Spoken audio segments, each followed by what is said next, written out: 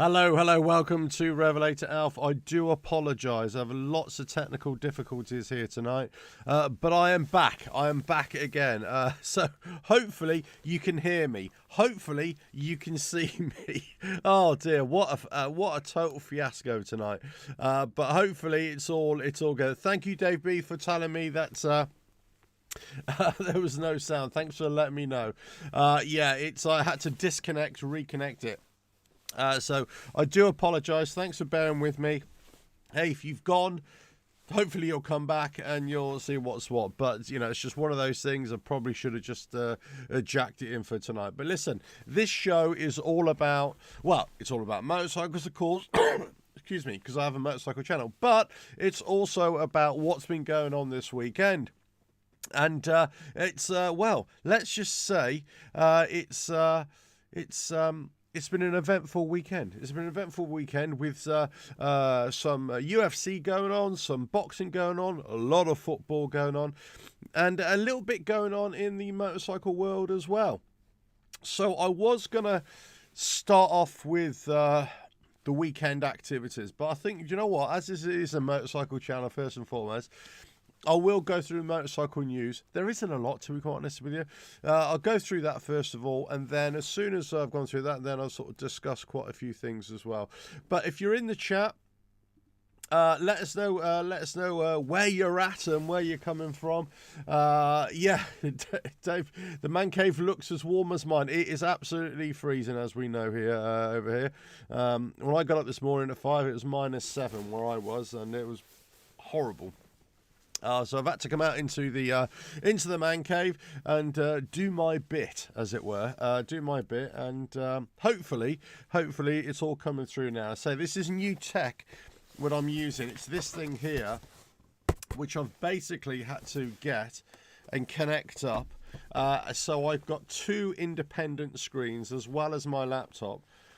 But it wasn't recognising everything. So as soon as I wanted to put the camera through, it wouldn't recognise it. The microphone, it wouldn't recognise it. So I've had to go through individual settings. Oh, put it this way. If you're really technically minded, this would be a piece of piss. But if everything like that is a bit of a challenge to you, then you're kind of scratching your head wondering what the hell's going on.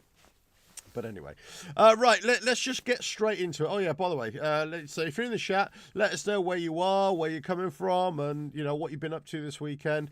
You can do all the socials as well, you know, subscribe, like, and go Patreon and PayPal. Any support, much appreciated as well. So I am live streaming on Twitch and also on YouTube at exactly the same time as well. So I'm going to be talking about... Tonight, I'm going to be talking about the fights over the weekend, bit of UFC, mainly boxing. I'll give you my thoughts on sort of MMA type stuff versus boxing. Bit of news coming out in that sort of fighting world. I'll be talking a little bit about sports in general. Obviously, I went to the football over the weekend. You may have seen my Twitter post if you follow me on Twitter. I very rarely do stuff on there, but I thought it was quite funny. I tried to post a picture on the YouTube community post, would you believe? And it wouldn't let me do it. It was just like, you know when you get the circle, it's just whirring, nothing was happening. I think it was just a bad signal. I mean, I had lots of problems with my phone anyway. But that's another story. Excuse me, I'm still got a bad cough and a cold as well, so bear with me as well. But anyway, listen, it's all about news, and we're going to start off with motorcycle news.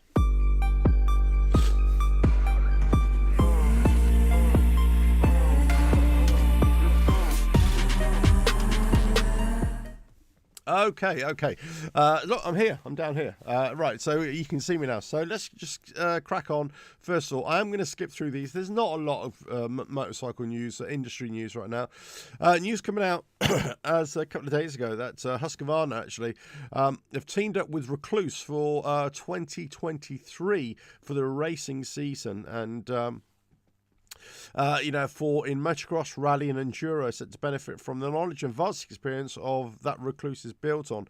Astonishingly, Recluse have offered riders a competitive advantage for more than 20 years now and continue to innovate from their base in the United States. So Recluse are very well known, possibly, certainly in the American market, but possibly not so much so in the European market, or maybe in the UK market. Maybe not. So yeah, success has already been struck in 2022. Skylar Howes, who won the Dakar as well. So team that places Husqvarna bike on the Dakar Rally podium. Sorry, he didn't. He came second. Sorry, he came second.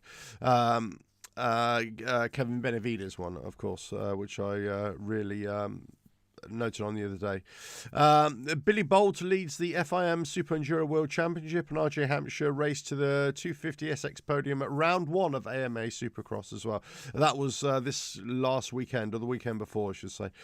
So obviously it's a really good team up here for Husqvarna as well, and Recluse. So let's just see what they do in all the various disciplines this year as well. But good stuff there. Good stuff there from Recluse and from Husqvarna. Okay, here's from this is money.co.uk. I just wanted to bring this up because there's always a mixed bag in how companies or motorcycle companies are doing, right?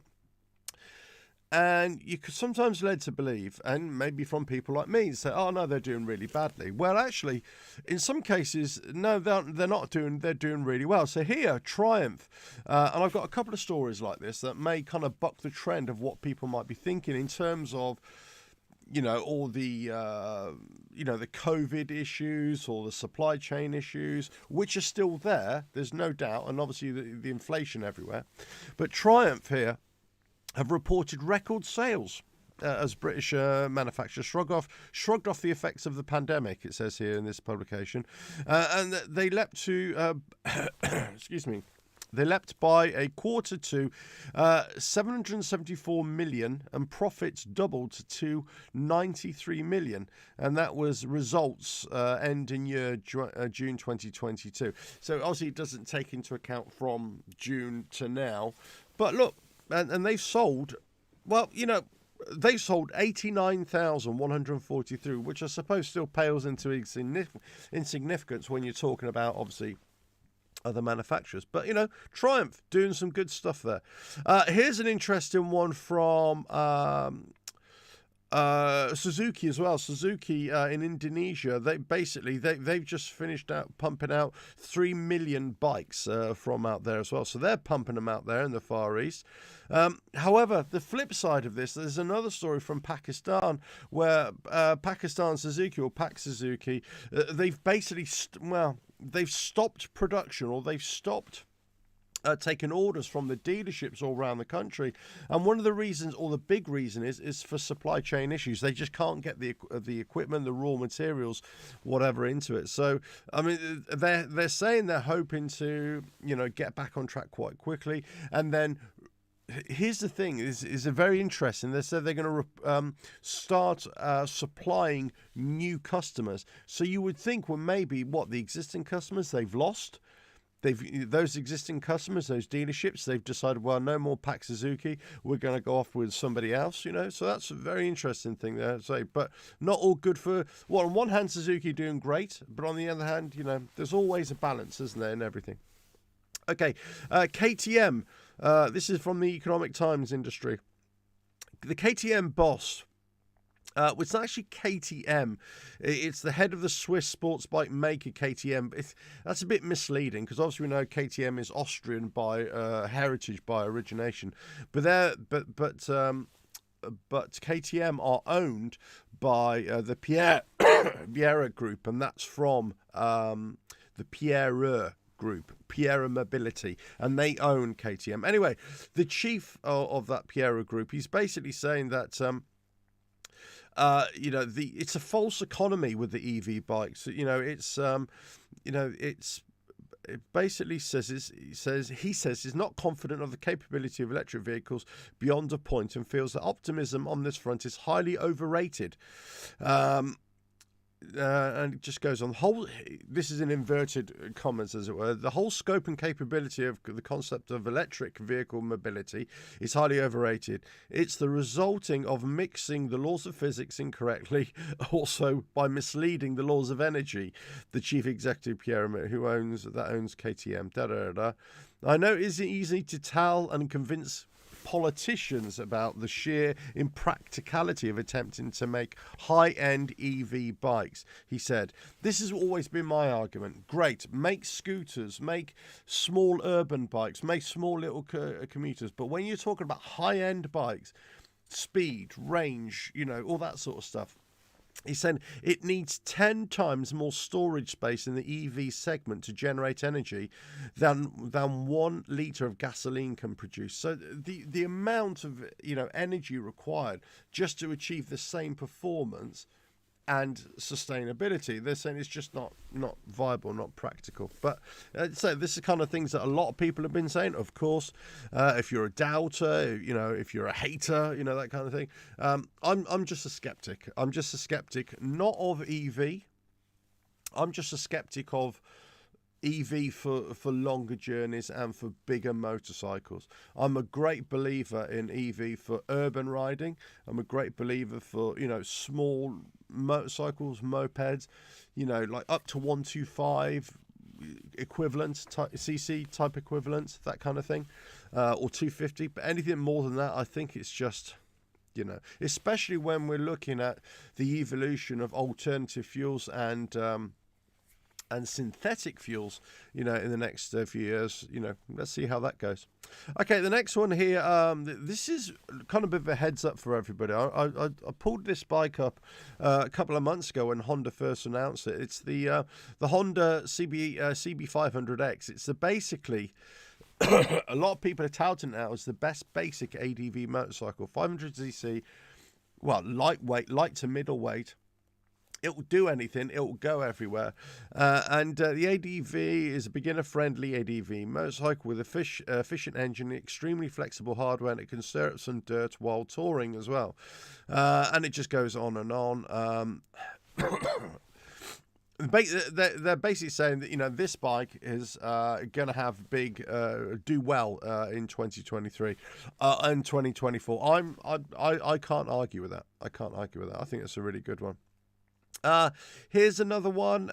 Basically, BMW again, coming out with really good figures, and it's saying the BMW has kept its first place in the global premium motorcycle and scooter segment. I'm not sure exactly what that means, but basically they're saying here that they've sold 202,000, nearly 203,000.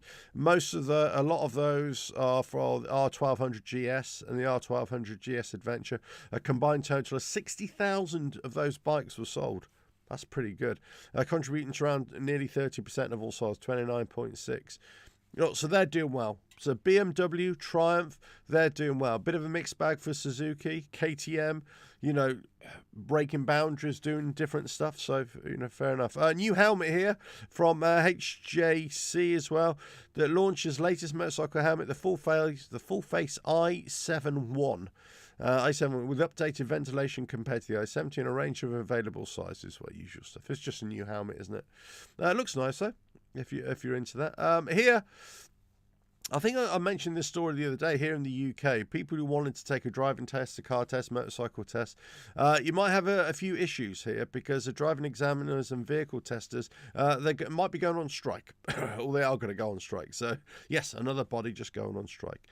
Here's another story from Motorcycle News here in the UK as well. We have an annual roadworthiness check. You can buy a brand new vehicle, and on the third year, or on its third year anniversary, you have to get what is an annual roadworthiness check, and that's called the MOT.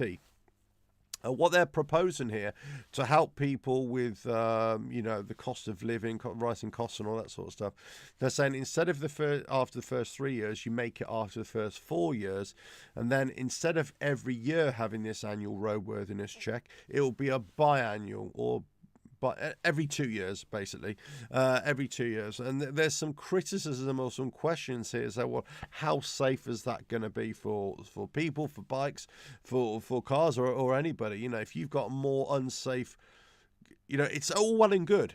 Because I've got a bike over there that's nearly 40 years old, or just over 40 years old. So now, if I ever put it back on the road, I'll be legally to be able to take that on the road this year, actually. without an annual roadworthiness check. But there's a stipulation here is that the owner must ensure that that vehicle, motorcycle in this case, is in roadworthy condition. If it's not in roadworthy condition, then you're gonna get the old gendarme coming after you. So it's similar to this. They're basically saying, look, is this a good thing or is this a bad thing? Because if you've got so many people who are not really attentive to their vehicles, they're just driving them or riding them along. You don't know what kind of, in 2 years, a lot can happen. And somebody can be driving around and all of a sudden just have a crash and cause serious injury. I mean, unfortunately, in my line of work, I see a lot of that anyway. And it's just, when things can be avoided, it's always so much better, isn't it? If you can avoid something like that, it's better. Okay, right, don't need to see that. What was this new? The latest, I think it's the last story here. This came from here. Okay, so here's the opposite view. Now, because I suppose what happened really for COVID and also through, the last couple of years, there was a big lull, but as soon as people got back up and running again, they started spending, they started doing stuff, and bike sales started to recover quite quickly and started bouncing back, especially this last year, 2022. Now what they're saying, because of COVID, not for COVID, through the energy crisis, supply chain issues, and the costs just keep on going up and up and up. What they're saying now is, from this Superbike news here, it's basically the impact of inflation on motorcycle sales. It's just going to make it come down. And they're basically saying the market is falling by nearly 12% here. It's already fallen by nearly 12%, which you kind of, to be expected, in December, January time, and you just wonder whether it will bounce back. These are early predictions, of course, but, you saw my reaction to the Harley-Davidson reveal of their bikes and the prices and everything. I mean, you think, well, hey, who's going to buy these things? Who's going to buy these things? Here's another story here, and then quickly, so I'm just going through this. What was this one? I forgot what it was. Oh, yeah, Honda 2023. Watch out, people. Honda 2023. They've got their Scrambler. They got their ADV. They got this Transalp 750 as well. A whole range of bikes. They're going to be making a lot of waves. Honda are always good bikes. You can't get away from it. Yes, are they the most exciting? Are they the best thrill ride? And all those kinds of negative comments that people might have them. But I've always thought they were. If you just want a bike that works and is fantastic, get a Honda, because they're brilliant bikes. Anyway, so they've started to come out with lots of different types of models. And I said this in a show a few weeks ago, is that they're starting to bring bikes to fill little gaps in their armory, if you know what I mean, in their model selection that covers every single style of riding. And I think this last autumn they've released quite a few bikes that have just said, yeah, there's a little gap there, there's a little gap there, there's a little gap there. And this is what I call, top quality analysis, R&D, marketing, whatever you want to call it. This is top end stuff, because all of a sudden they're identifying where they're weak in a particular market or a particular sector, riding preferencing sector, and they're saying, yeah, let's get a bike in there, and it could be a bit generic, but who cares, The next one here, this is for Kawasaki, basically for 2023. Basically, there hasn't really been a lot from Kawasaki for 2023. They've got the Versys, updated Versys 650, decent bike. The H2 SXSE, since the latest ZX10 was revealed at the end of 2020, it looks as though that's all about to change, though, with a selection of a new vehicle identification number documents filed in America, which indicate that there are 3 bikes set to be released imminently. So the big news is expected arrival of the ZX4R, which is rumoured to the reworked version, a hot 250cc ZX25R, and what was the Sonodet Punchy, and did it say anything else? There was another one. Oh yeah, sorry, and it's also the two electric bikes as well. So Kawasaki making waves. I did say about Kawasaki and all the the Japanese big four. Watch out 2023 because they're going to start bringing out their electric bikes. They are really doubling down on smaller bikes as well, and whilst they're still selling the big bikes, the high performance bikes, all of them, they are doubling down on on those kinds of things as well. Okay, right. Phew, I got there. I got there. Right, so if you're watching this later, so let us know. Right, listen. This is the show tonight. The show tonight is all about. If I can find it. Oh, where are you? It's all gone. It's all gone Pete Tong tonight. Where are you? Anyway, it's all about what happened this weekend and what the main story of the day is, or the discussion of the day.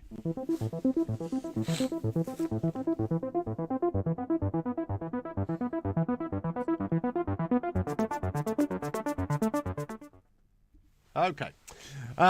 If you're anything like me, I not only love bikes, of course, but I love all sorts of different things. All sorts of different things. I will get into the comments later on as well. But I'm really into sports. Always have been. And I've said this before in previous shows. I've always had parallel interests growing up as a kid and everything. It's always motorcycles, massively, and then also sports, football, boxing. Primarily, that kind of thing, but all sports. Watch any sport and I'd sort of take an interest in it. But some obviously more than others. So this last weekend, I went off to see my team, West Ham United, and we got a result of the weekend, which is good. Met up with the boys.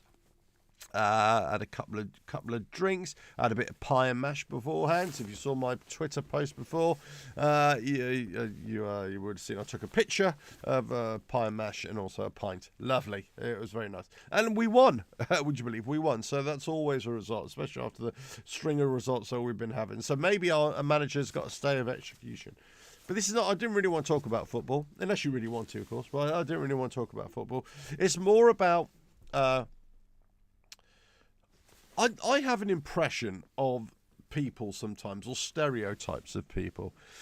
And the stereotype has always been that if you ride a bike, of a motorcycle, then you've got to be some kind of... Well, the thing is, you're not a tough guy, but you marketing people over there, they kind of make you like bad to the bone and all that kind of stuff, right? Oh, you're a biker, so you've got to be tough, or and a lot of this American influence that came over, and a lot of people are attributing all the the tomfoolery that goes on in motorcycle clubs and whatever all over the place, right? So that you, by natural association, you ride a bike, then you're a risk taker, then all of a sudden you are some kind of whatever, don't obey by the rules, so therefore that makes you some kind of tough guy. So back in the day, right? Now I come from both backgrounds, football and biking backgrounds, of course. So, but I've seen, we've all seen, punch-ups wherever you go, right? And one thing I've learned as a certain one from a very young age growing up, if you can avoid being in a fight, that's the fight. That's the most important thing. Just walk away, go away. It's not fun being hit. And there's a reason why I want to bring this up. So years ago, there seemed to be that you could have a fight with somebody, or you could see people having a fight, and it would just be fisticuffs. We now know it's changed completely, right? That you don't know who if you're going to pick a fight in a street or in a pub, you don't know who that person is. Back in the day, it was very rare that people were doing any kind of martial art, boxing, kung fu, whatever. Very, very few in terms of potential, in terms of numbers. However, over the years, MMA, fighting, mixed martial arts, has kind of exploded. I remember back in the day, 20 years ago, just going to some pop-up gyms and just speaking to guys who were just getting into it. And then I thought, well, okay, fine. Because I hadn't really heard of it back then, and I was just like, oh, okay, I get what you're doing here, and so now you just don't know who's doing what. You doing what? So back in the day, the old guard biker, as it were, the old guard football hooligan, the old guard, whoever, wants to go down the pub on a Friday night and get pissed and actually start hitting somebody, start twatting somebody. You don't know who they're going to be going up against. So it's changed now. I suppose it's always like that. But I think the skill, the quality of people fighting is probably a lot better. Well, for the most part, maybe. Maybe it isn't, I don't know. So what I'm saying now there's more people involved in it. Especially the last few years, there seems to have been a big groundswell. But it doesn't necessarily make them great at what they do. And certainly I'm talking about those who try go into professional fighting. But it kind of makes them competitive, and it kind of makes them competitive in certain disciplines or certain mixes of disciplines. So I've always said, I always had a high regard for boxing, the art of boxing. I don't like to see anybody hit at all, and I certainly don't like to see anybody get hurt. I'm just that way inclined. I'm not squeamish or anything. I just don't like people getting into fights with each other. On the street, this is, right? I just think, come on, guys, grow up. Come on, what's the matter with you? Just grow up. However, I do admire anybody who gets in the ring, and anybody who wants to challenge somebody, whatever, and just say, right, let's just take it to the ring. Let's just be gentlemen about this in a kind of way and take it to the ring. So I appreciate that. I like that. I like that aspect. I like it when people do that. And I like it, the discipline of, martial arts, any kind of martial arts. I like that kind of, training, working hard, training your mind, that discipline, that self-discipline, that self-restraint, and everything like that. So this is how I think more and more people have got into it. And from my point of view, in my eyes, the younger people, more people got into this, and less younger people have got into biking, for example. And I think the old ways of doing things where, you could be unfit and, get lagged up and fight and all that sort of stuff. I'm sure it still does happen. Of course it does. But I think you'll find there's been a lot more people who can handle themselves these days. A lot more people who are finding alternative ways to not only keep themselves fit, keep themselves healthy, but keep themselves handy as well. So this is all built up, this groundswell. Well, I don't think that many bikers, let's say, back in the day, they could fight. I'm sure anybody can fight. It doesn't matter who you are. You don't have to be a biker or a football hooligan or whatever. If you can fight, you can fight. If you can't, you can't. Right? But also, I don't think the quality was there. But now, you're getting some people, actually, they could fight. It's kind of, if we take it to football hooligan sort of status, back in the day when it was all kicking off here, when I was growing up as well. And then it moved on. And then you had these, these groups, from, Germany, from Holland, from Poland, from Russia, whatever. They wouldn't even fight on the terraces. They wouldn't even fight near the ground. They'd all end up in a forest somewhere and beat the living crap out of each other. I mean, you got to ask why. Why do that? But out of that, that greater discipline to want to fight, a lot of these guys actually went into mixed martial arts and they went into boxing. So you got to have more and more people, whilst it's a bit of an odd route, more and more people have gone into it. So this is where I have the problem with MMA, because I'm a bit of a purist when it comes to football. I'm a bit of a purist when it comes to a sport, any kind of sport. I admire anybody who does anything excellently. I love to see excellence. I love to see, hard work, determination, all those kinds of things applied. So I love to see all that. And sometimes when I look at the MMA fights, like the UFC fights or Bellator or PFL or any of these fights, they're fantastic fighters. I mean, if you're asking me to say, would I ever entertain, or even, well, you wouldn't. You just wouldn't even entertain. You wouldn't go anywhere near any of these because they're professional fighters. And this is a man or a woman, because you're gonna get hurt, seriously hurt, because obviously they're professional fighters and know what they're doing. But when you compare discipline to discipline, And this is where I've had stand-up arguments with people about this before. And they're saying, oh, this guy from the MMA would definitely beat him. And I'm saying, well, okay, in what way do you mean beat him?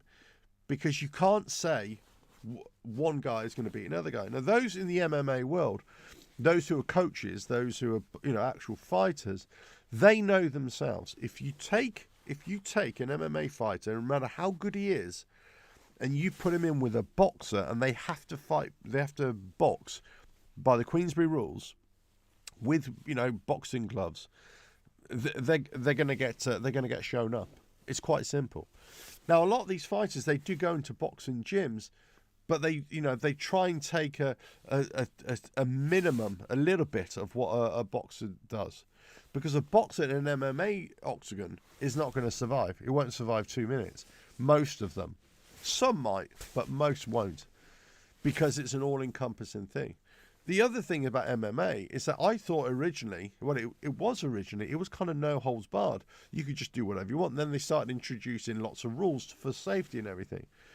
So then you start thinking, well, actually, is it really reflective of a real fight environment, as in on the street, as in everything?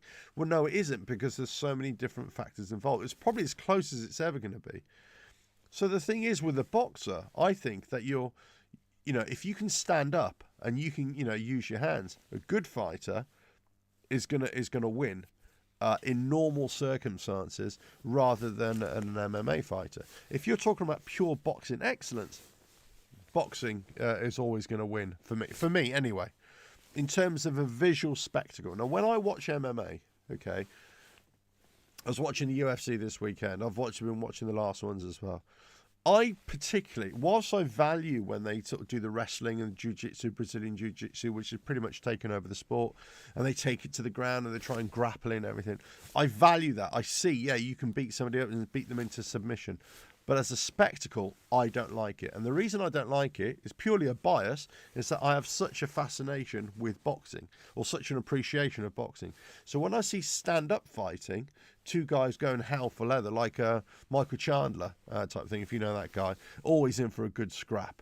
And a couple of others, stand-up fighters, always going to... I love watching it, but it's vicious. It's terrible when you're watching them. Blood is everywhere, and you think, how hygienic is that, or unhygienic is that? I mean, how does that go on? But there we go. So, bring it back to this weekend. You've got some MMA going on, really, and it was okay. I wouldn't say it was a spectacle. But when we're talking about a spectacle, then there was a fight card in Manchester where Liam Smith from Liverpool took on Chris Eubank Jr.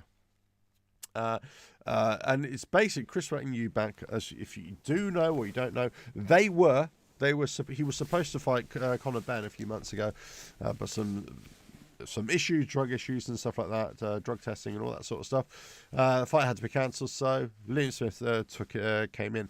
A lot of people were saying that he was just over the hill. He wasn't going to be able to do it. It'll probably go the distance, but Eubank would win. It probably, if you might get a knockout, something like that, Eubank would be too big. Well, cut long story short, fourth round, whop, and Eubank was on his arse. I mean, it's a little bit more than that, but, fantastic. And I was watching the fight, and my son next to me, I said, look at the way they're throwing their punches. Look at the way he's getting caught. And this is another thing that I was looking at. I said, look, this is over to you, anybody who's watching this later, whatever. What would be the worst shot to get hit with? Whether you're in MMA or whether, as in fist, just by fists I'm talking about, in an MMA octagon or in the boxing ring. I've got a feeling the uppercut, I've got a feeling that's got to be the worst one. Because one, it's coming through your guard, so you might not even see it. But then it's flinging your head back, and if you're not right, it's going to knock your head off. I've got a feeling that's the one that's going to really, you've got to really go. I mean, I could be wrong here, but just by looking at it, that's the one punch I would not want to be hit by. The other one is like a jab to the nose, a hard jab to the nose, because it would just sort of stun you. Conversely, weirdly enough, I don't think... Well, I have been hit in the head. I don't think being hit in the head, on the side of the head, is as bad if you're ready for it. But you know, especially an uppercut, if you're not sure about it, oh dear. Anyway, so you get, you know, the first round, this Liam Smith Eubank fight. I don't know what you thought, if any of you saw it, but I thought Liam Smith, he kind of edged it. You know, he took a few hits, he gave a few hits. Second and third round went to Eubank, and there was one part in the end, or towards the end of the third round, where Liam Smith was just pretty much stood there, guarded up, and Eubank was just knocking 7 shades of shit out of him. And you think, crikey, you just stood there. What's going on? He almost like he switched off. He thought, come on, I'm going to take you on. Bell went. He came out in the fourth round, and he just took him to the corner. This is Liam Smith, Eubank. He got him with an uppercut, then with a left hook. And I tell you what, he was just... Then a bit of a right cross again, and he just went down like a sack of spuds. The weird thing was that he got up, and his legs were all over the place. He's like a puppet, sort of no bandy legs, that kind of thing. The ref got a hold of him, sort of said, "Oh, you're all right, gave him a standing count." And he was, when they got him back together, he was still a little bit like that, and then he sort of collapsed and everything. He got hit a few more times, quite rightly, because he couldn't really defend himself. So, yeah, the ref let him go, but he called it soon after that. And a real convincing win. And this is where I see it. You see excellence. This doesn't make Eubank a bad fighter. It makes him world class in compared to an MMA fighter in terms of just stand-up fighting I'm talking about here. No legs, no grappling. I'm talking about stand-up fighting. And it's that sweet science of just being able to figure somebody out, know where they're coming from, where they're feinting, where they're moving, the footwork and everything. When you pull it all together, it's just an amazing thing to watch. Or when you analyse it. Now, many people look at boxing or any kind of fighting and say, oh, that's just disgusting, that's thuggish behaviour and all that sort of stuff. But I don't think it is. I think it's very controlled, it's very regulated, of course, but very controlled, and it's very, very skillful. Yes, the nature of somebody, you're trying to knock somebody's block off. I get that point of view, but at the same time, there's a skill element to it that I just think is, absolutely amazing, and I was loving it. There are a few other matches on the card as well. Joseph Parker came out again, got a decision as well. Him and Massey, they were again trading blow for blow, and it was do you know what, I thought either of them could have taken each other out, but again, Joseph Parker, massive uppercut once, and Massey's head almost went back. Who was the other fighter? There's another another fighter, I've forgotten his name now. He again, blow for blow, but it just outclassed his opponent. And this was going on for a couple of times. In the UFC, there was a few fights that were kind of went run of the mill, but nothing. I would say extraordinary. And I think that's where I see it. On a great boxing night, it's extraordinary. On a great UFC night, it can be extraordinary. But I just don't think there are enough extraordinary UFC nights or UFC bouts compared to boxing. Now, with boxing, there's too much politics involved, I think. And that's the problem. There's too much politics in between the different boxing organisations and, how they get fights for each other and all that. However, in UFC, it tends to be a bit more... Not in UFC, because that's just one body, but in MMA, it tends to be a bit more, they try and evenly match these up and just get a good fight on. The money's in suppose it was in boxing still, but it really depends. MMA seems to be evolving all the time, and different organisations offering different purses now as well. So that would be an interesting one for the future. But I always love watching the big fights. Whether it's Fury and Joshua and stuff like that. No, I'm a great fan, massive fan of Fury, massive fan. The way he boxes, the way he moves, the way he controls, the way he gets back up from a knockdown. But such an intelligent fighter. I mean, hard as nails. A real fighter's fighter. You know, I don't think anybody can touch him. And now, you know, trying to line up this fight with Usyk next in March, I can't see anything but a win. I cannot see anything but a win. Now they're also trying to line up a fight with Deontay Wilder from the United States. You know, the hard hitter that had Tyson Fury on his arse, you know, twice in that fight, that last fight that they had. But, you know, him against AJ, I can't see AJ winning that at all. I can't see him because he'll get clocked with one of those right. Because he will get hit. Because, you know, Deontay Wilder, was he was a bit of a one-trick pony. Well, that's what he was accused of just being a hard hitter, had nothing else. Well, he did. He improved himself a lot for the second and third fight against Fury. Definitely improved a lot. But he's still got those hammer blows. And, you know, he's going to match AJ for that. And also, he's going to get clocked. So, you know, I would say that's a bad fight for AJ, definitely. But there's also talking about AJ with another fighter now. I think it was Franklin or something. You know, they're going to try and bring him on back slowly. And I think that's probably the best thing to do. His promoter, Eddie Hearn, that's what he needs to do. Just bring him back slowly. Don't bring him back. Well, he needs to bring him back a bit sooner because he hasn't fought in a long time. But, you know, needs to bring him back. They keep on asking about Fury and AJ, and Fury keeps on saying, no, I'm not interested anymore. You pissed around too much, you know. So I think that conversation will come round again if AJ beats his next opponent. If he beats his next opponent, I think that conversation is back on the table. When AJ kind of proves to the boxing world that he's still there, you know, I think it will. But he's got to be very careful because all of a sudden, you know, he could disappear into nowhere, which he shouldn't really, because he's a fantastic boxer as well. But I just don't think he's at that level of Tyson Fury or Usyk as well. Just don't think he's at that level. Whereas Tyson Fury and Usyk, they are the best of the best. But I can't see anybody beating Fury. Now, here's the other thing, right? So this is where the crossover between MMA and boxing comes in. Now, we've had crossover boxing fights before, right? Mayweather and Conor McGregor. And, you know, I've said this lots and lots of times before. You know, when they're talking about that fight, you know, lots of people saying, yeah, McGregor's going to beat him. And I was like, no, he could be 102. He's still not beating him. He's still not beating, because it's boxing. We're not talking MMA. We're not talking street fighting. We're talking boxing. Queensberry rules, stand-up fighting, the technician, the master technician, the master defender, hits you on the counter.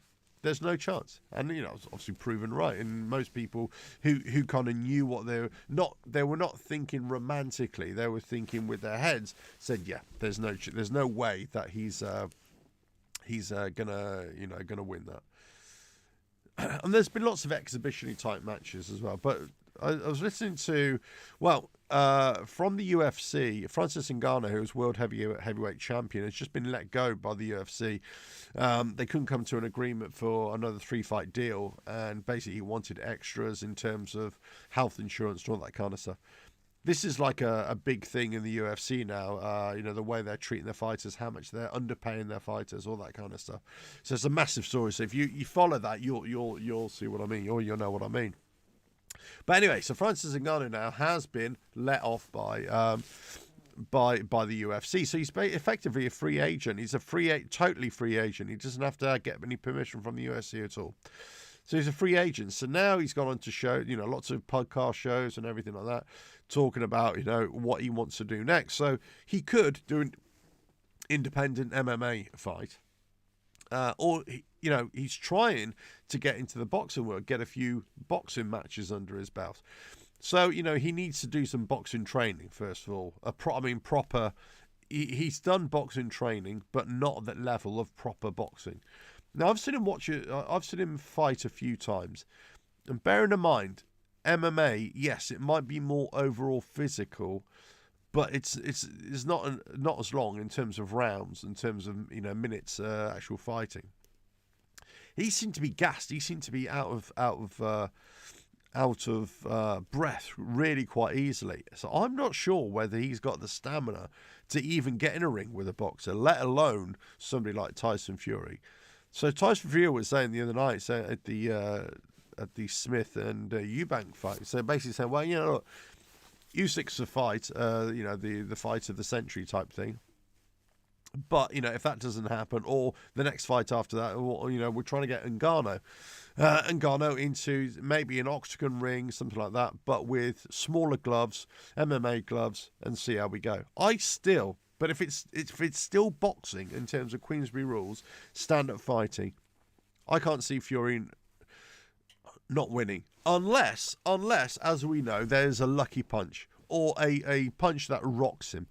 Now, if there's anybody who can do it to Tyson Fury, Francis Ngannou is the one who can do it. I've no doubt. That man is an absolute monster, when he hits. So if he could hit Tyson Fury and catch him, I think he'd do a lot of damage, but I'm not 100% sure. I'm not 100% sure that he could get anywhere near him. But if he could, I think it's just like anybody, any heavyweight, especially heavyweight, will tell you, you only have to be caught once properly, and that's it. Doesn't matter who you are, it's lights out. It's lights out, Josephine. So that'd be an interesting fight. But look, I've always looked out for the big fights. And next month there's going to be more UFC. There's a massive fight. Massive couple of fights actually in the UFC 284 to look out for, but there's also some big boxing bouts coming out as well. So I mean, if you're into boxing just like I am, and watching fight, not participating by any stretch, I'm just, as I say, I am a real fan of excellence. I'm a real fan of excellence. I'm a real fan of people at the highest level. Sports people at the highest level, whether it's football, whether it's gymnastics, whatever it is, I love watching excellence. And when it comes to boxing and fighting and UFC, even UFC, that kind of thing, or MMA, when they're at the absolute height of what they're at, that's where I truly appreciate it. Well, I don't appreciate it where you see poor fighting or poor technique or poor, and you see this and you think, you're leaving yourself wide open. You just, you're dropping, and you see how they're moving, and you go, no. So as a fan of that excellence, when you see it's not there in any walk of life, in any discipline, you can spot it a mile off, and you don't have to be an expert in that field to be able to spot it a mile off. So this brings me on to the other thing, the YouTube boxing as well.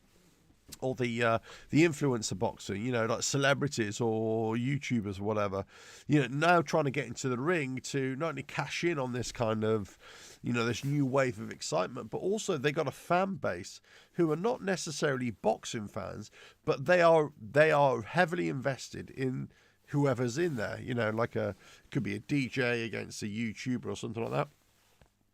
They both got their sets of fans. And this is what the boxing world and the MMA world don't understand. Is actually you're getting people who are just into these personalities fighting each other, the story of that, the narrative of that, the grudge mansion of that. But it's all made up. It's all false, of course. It's not the fighting in terms of the grudge. Well, I'm sure some of it is real. But if you look at the quality of them, even the ones that are saying that they're really good, I'm not saying that they can, wipe me out with one swing. I'm not saying that at all. But what I'm saying is that in terms of fighting, they're good. Now, one of the best, supposedly, well, not supposedly, one of the best, that's a disservice to him, because he has got a lot better, is Jake Paul. Jake Paul and his brother Logan Paul, they've done a few fights. Obviously, Jake Paul's done more into the boxing now. So they're trying to get Jake Paul to fight KSI. KSI, he's not ready for Jake Paul anyway. But they're trying to. Jake Paul's coming out. He's just a blabbermouth, and he keeps on saying, "Oh, I'll take anybody on. I'll beat Mike Tyson." Yeah, Mike Tyson could be 200 years old, could be dead for 50 years, and he'd still beat you. It's that kind of thing. It's but. Jake Paul, apparently, it's going to be announced any moment now, is that he's fighting Tommy Fury, Tyson Fury's brother.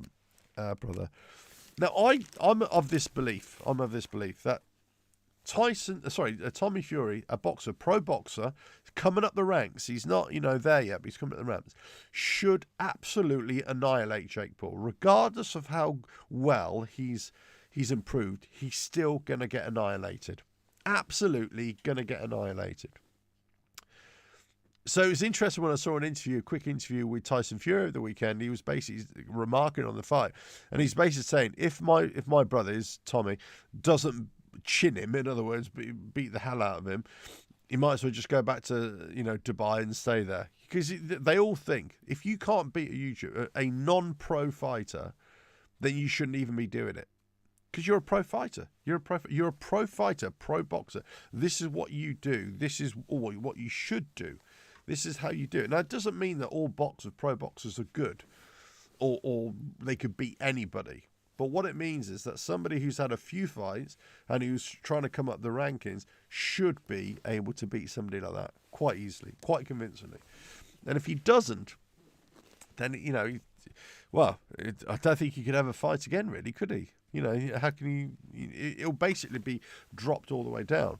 And this is where you talk to people, or you listen to people who are in the boxing know-how, and they live and breathe this stuff. They're in with it every day.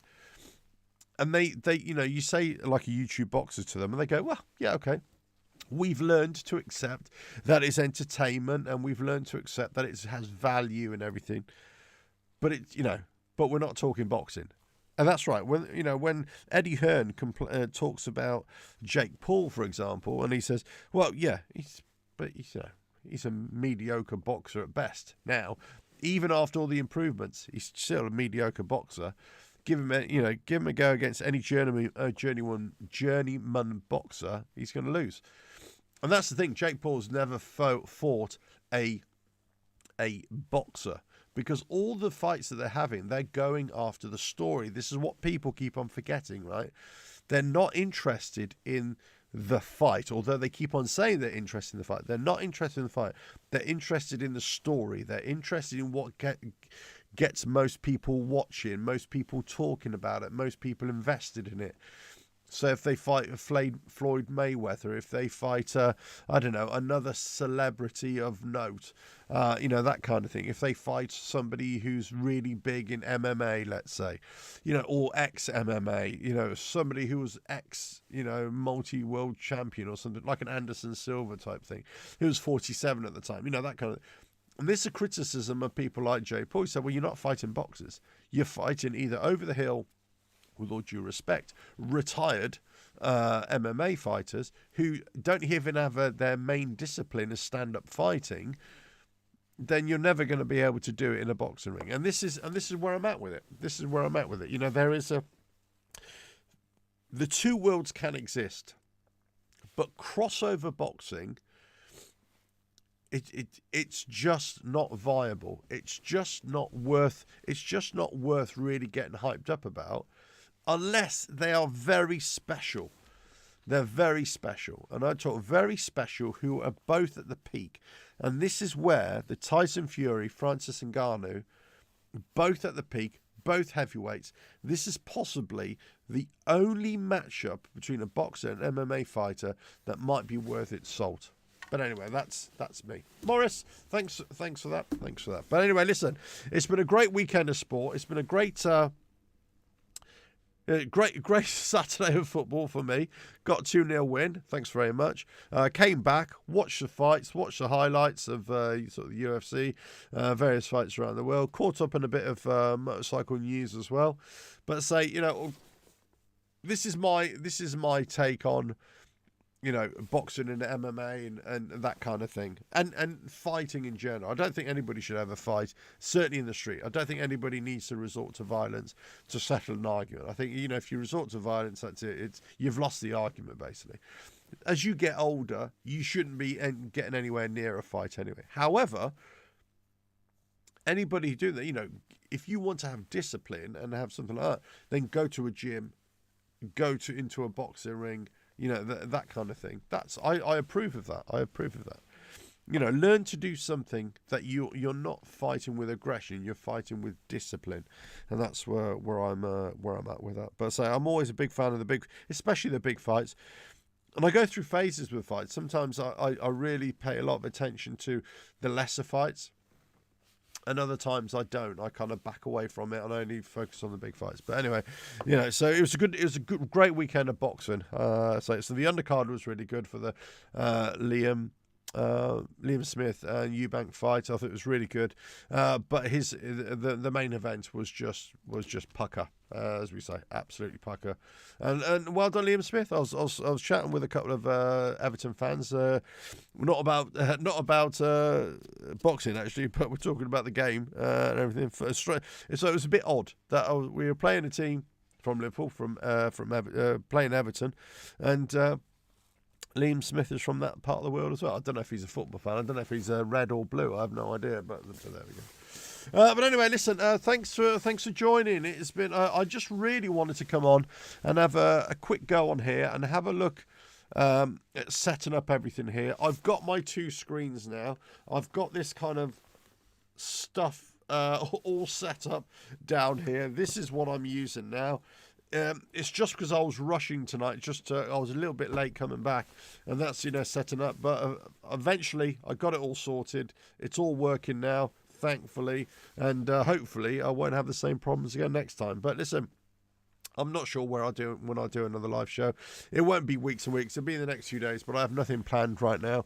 I'm still looking at different stories every day, different news items, that kind of thing, in terms of motorcycles, in terms of sports, in terms of what's going out in the world there as well. But let us know if you want to have anything featured on the channel. Get in touch with us via the website, revelatoralf.com. Send us an email there. If you want to have particular things talked about, if you want to come on, or if you want to have your send me a question in as a topic to discuss, feel free to do so. Right, anyway, I am going to call it there, but listen, it's been great having you all here. Thanks for watching, and well, I will see. Let's just Dave, you're not going to let me comments tonight, but here we go. The average slug doesn't have a chance against even a poor trained fighter. Absolutely right. Absolutely right. Didn't stick a chance. And this is my point when I say you don't know who you're coming up against. So, just for your own self-preservation, don't know it. Until you know who somebody is or what their skill level is, you should not be doing it. And you don't know if they're going to play by the rules anyway. Do you know what I mean? They might get a bottle, they might get a knife, whatever it is these days. You don't know with people. So if there is something to do like that, take it to a ring. Take it to a ring, take it to a gym, whatever. But most people don't. They'll never take. I was listening to Baz Rutan, and he's funny. He makes me laugh. That guy. Do you know he's an old MMA fighter, but he's been in a few Hollywood films and stuff like that. Really, really funny, entertaining guy, but hard as nails, world champion, all that sort of stuff. But he was basically saying, in his younger days, or even occasionally, I don't think now, but in his younger days, people would offer him out, and they'd be drunk and everything. They'd be like, sod off, just get off.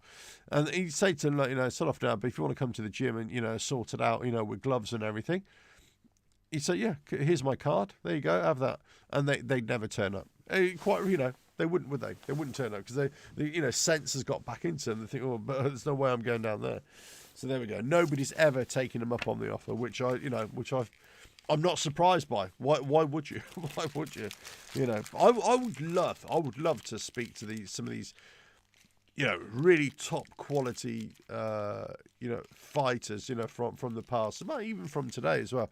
But real top quality, not in an interview sort of sense, but also just in a technical sense, and ask them certain questions. What would you do if that happened, or how would you feel about fighting somebody like that? Away from the cameras, just like two people talking, and see if you get the lowdown on that. Because I think that'd be amazing. That'd be so interesting to see what their mindset is. And then you could sort of compare notes of somebody who doesn't fight, is not in the fight game, as it were, but what your kind of impressions, or what your impressions are of that. But anyway, listen. Thanks for watching, and as I say, I'll be here again very soon, in a few days, I'm sure. But I've got a few things going on right now. I'm going to try and get myself a little bit better as well. Hopefully it's going to get a little bit warmer here in the UK, and I won't have to, turn up here, that. There you go. Wearing a woolly hat or whatever, and lots of layers of clothes. But anyway, thanks for watching, and I'll catch you again. It has been emotional. Cheers.